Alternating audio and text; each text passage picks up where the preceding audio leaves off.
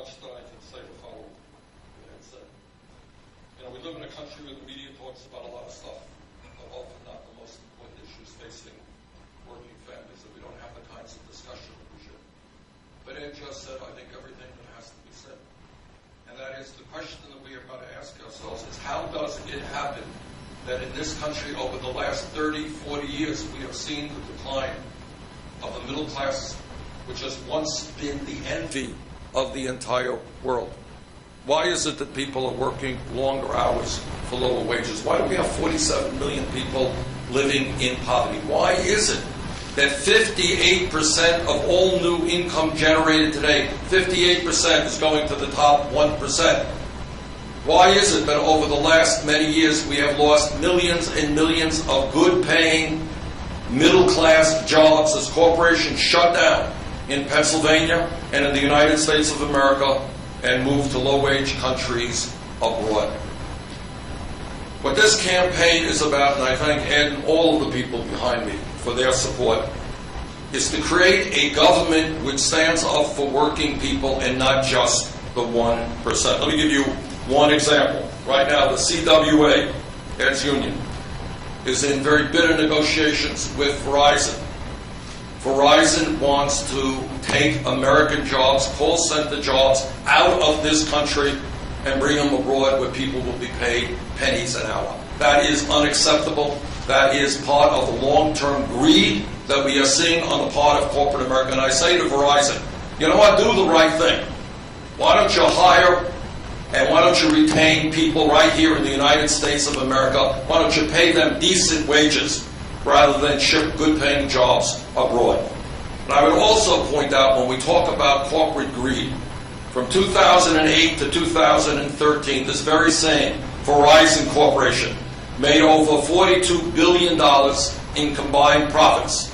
But because of tax loopholes, not only did Verizon pay nothing in federal income taxes, it actually received a tax rebate of $732 million from the IRS. It actually got money back from the federal government, and over that period of time, 2008 to 2013, did not pay a nickel in taxes. So after ripping off the taxpayers of this country, then they go to the workers here on the East Coast, and they say, no, we're not going to keep you on call center jobs, we're going to send your jobs abroad. As I have been saying throughout this campaign, and I think millions of people are saying it with me, enough is enough. We're going to have to deal with this corporate greed. We're more concerned about compensation packages for their CEOs than they are about the needs of hardworking people who want nothing more than to be able to live in dignity and security and bring their kids up in a decent way. Over the last 30 years, one of the major reasons why the middle class has been disappearing is because of disastrous trade policy. As on that issue, Secretary Clinton and I have very strong differences of opinion. Not only did I oppose NAFTA, I was out on the picket lines with trade unionists in opposition to an agreement that I knew would be a disaster for American workers. I strongly opposed permanent normal trade relations with China, and virtually every other trade agreement, the results of which these trade agreements have cost the workers in this country millions and millions of decent paying jobs, and on top of that have led to a race to the bottom. And that is that workers are threatened with either seeing their jobs go abroad or take cuts in their health care benefits or their wages. Secretary Clinton has supported virtually every one of these trade agreements. I have opposed them. And then just recently, as all of you know, we have the Panamanian Free Trade Agreement, and there's been a lot of discussion on that in the last few days. And what the Panamanian Free Trade Agreement did is enable large corporations and the wealthiest people, not just in this country, but around the world, to participate in massive tax avoidance schemes. As a result of the release of the so-called Panama Papers, We now know that more than 214,000 entities throughout the world have been using a law firm in Panama to avoid paying taxes. I was on the floor of the United States Senate in opposition to the Panama Free Trade Agreement for precisely that reason. Panama is a very, very tiny country. Very hard to argue that they will have in the trade agreement any major impact on jobs in the United States. Very hard to make that argument.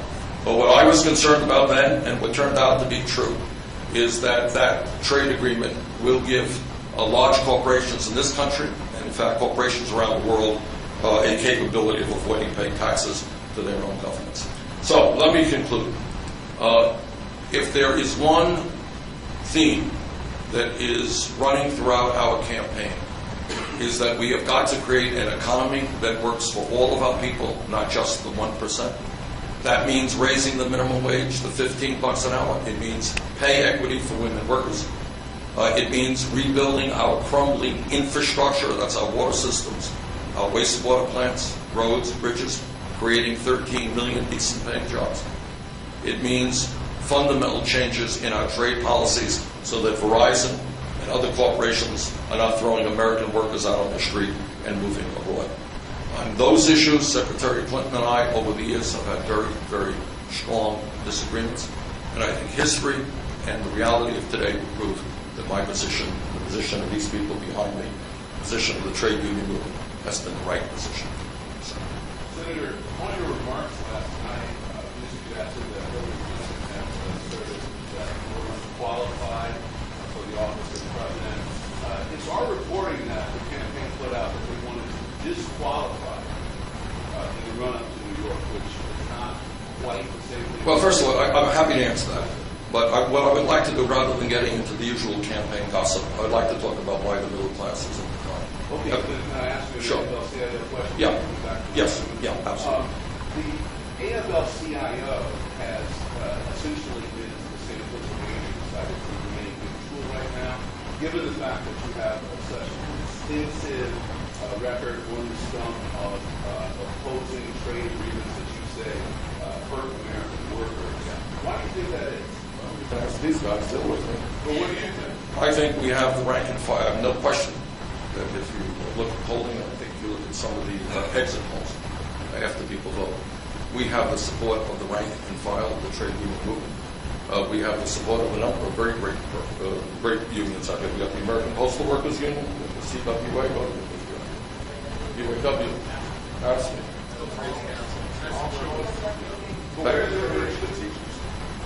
Well, I think, that's politics.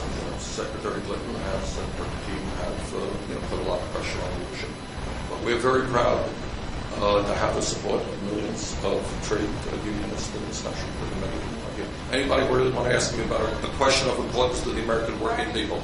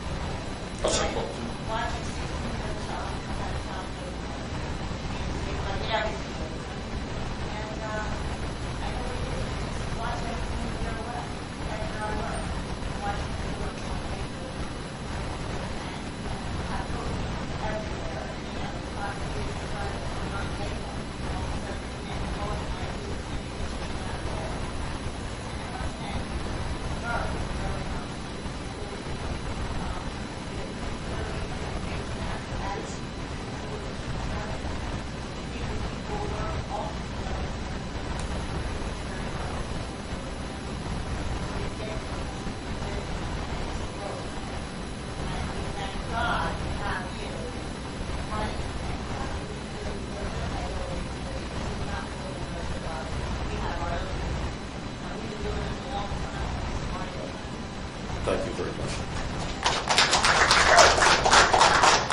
Any questions on the needs of the middle class of America before we get to political gossip? I know it's your political gossip. Okay, what do you got? That's it. What you said last night struck a lot of people because you routinely say that you respect the average period. So why are you now doing that? Because the Washington Post had a headline which said, quote, Clinton questions whether Sanders is qualified to be president, end of quote. That was what was thrown at me. Now, the other thing is that I believe the Clinton campaign told CNN, and I quote, that their strategy as we go into New York and to Pennsylvania, I guess, is, quote, disqualify him, defeat him, and unify the party later.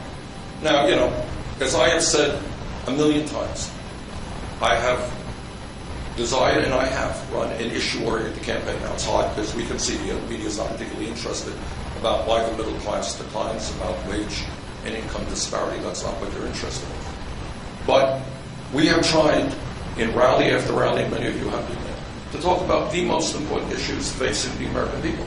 But if Secretary Clinton thinks, you know, that just because I'm from a small state in Vermont, and we're going to come here to New York and come here to Pennsylvania, and they're going to beat us up and they're going to go after us in some kind of really uncalled for way, then we're not going to fight back, but we got another, you know, they can guess again, because that's not the case. This campaign will fight back. So when you have headlines from the Washington Post, quote, Clinton questions whether Sanders is qualified to be president, my response is, well, you know, if you want to question my qualifications, let me suggest this, that maybe the American people might wonder about your qualifications, Madam Secretary, when you voted for the war in Iraq, the most disastrous foreign policy blunder in the modern history of America. People might want to wonder about your qualifications when you supported virtually every trade agreement. Trade agreements which have cost the American worker millions of decent paying jobs. And the American people might want to wonder about your qualifications when you're spending an enormous amount of time raising money for your super PAC from some of the wealthiest people in this country and from the most outrageous special interest. I don't think I have to explain to the American people what Wall Street did to this economy, and yet in her last filing report for her major super PAC, one of several, she raised $15 million from Wall Street. Are you qualified to be president of the United States when you're raising millions of dollars from Wall Street, an entity whose greed, recklessness, and illegal behavior help destroy our economy? So look, let me be clear. This is not the type of politics that I want to get in. I know it's what the media loves. It is not the type of politics that I want to get in. But let me also be very clear. If Secretary Clinton thinks that I just come from the small state of Vermont, we're not used to this, well, we will get used to it fast. I'm not going to get beaten up. I'm not going to get lied about. We will fight back. But I do hope that we can raise the level, and I do hope that now and then the media will choose to talk about real issues. You got a real issue, Nancy? What do you got? No, what I am saying, did you hear what I just said is that she has attacked me for being unqualified. And if I am going to be attacked for being unqualified, I will respond in quiet. So I would hope that we can get away from this. I do have respect for Secretary Clinton. I don't know who in her campaign comes up with these brilliant ideas. But all that I'm saying is I am not going to go into New York. You know, I know that they are getting nervous. They've lost 7 out of the last 8 caucuses and primaries, and I know every day they develop a new approach to the campaign. I gather their approach is again, this is a quote from CNN. Quote, disqualify him, defeat him, and unify the party later. That sounds to me like they're ready to run a very negative campaign. That is not what I want to do. I don't want to do that. But if we are going to be attacked, and my qualifications for president after being in the Congress for 25 years, supporting working people throughout my entire career, standing up to virtually every special interest in this country, they're going to question my qualifications. I think I have a right to question this. Thank you all very, very much. And guys, thank you very much for the fight today.